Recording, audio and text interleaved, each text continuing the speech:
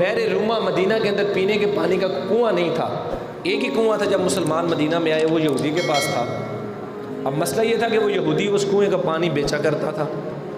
اب مسلمان چونکہ ہجرت کر کے آئے، مال اسباب ہر چیز زمینیں سب کچھ مکہ کے اندر چھوڑ آئے، اب یہاں بڑی فاقہ کشی کی حالت تھی، پاس پیسہ بھی نہیں ہے، گھر بھی اپنے نہیں ہے، ہر چیز تو مکہ میں چھوڑ دی، ہجرت کر لی، سارا کچھ چھوڑ دیا۔ اب پینے کا پانی بھی ان کو خریدنا پڑتا، ایک بڑی تکلیف کی بات تھی۔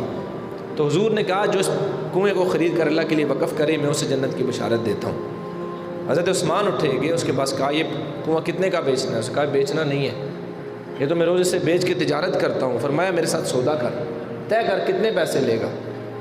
کہا میں نے بیچنا نہیں ہے، تم اس طرح کرو ایک دن پیسے مجھے دے دو، 10,000 درہم مجھے دے دو، ایک دن تم پانی بھر لیا کرو، ایک دن میں بھر لیا کروں گا، ایک دن تمہاری باری ہوگی، ایک دن میری باری ہوگی۔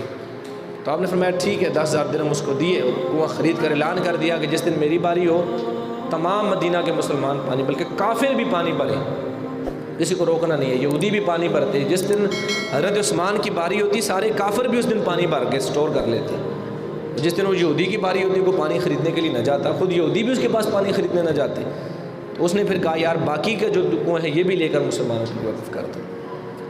اس نے دوبارہ پھر جو باقی کنواں بچتا تھا وہ بھی خرید کر وقف کر دیا، اور حضور کی بارگاہ میں یا رسول اللہ میں نے مسلمانوں کے لیے جو پانی پینے کا مسئلہ تھا وہ میں نے حل کر دیا ہے، آج کے بعد ان کو پانی پینے کی تنگی نہیں ہوگی، جتنا پانی چاہے وہ استعمال کریں۔ تو حضور نے فرمایا عثمان تو نے یہ جو کام کیا ہے اتنا بڑا کام ہے، تو نے جو پیسہ خرچ کیا ہے گویا کہ تو نے اس پیسے سے اپنے لیے جنت خرید لی ہے۔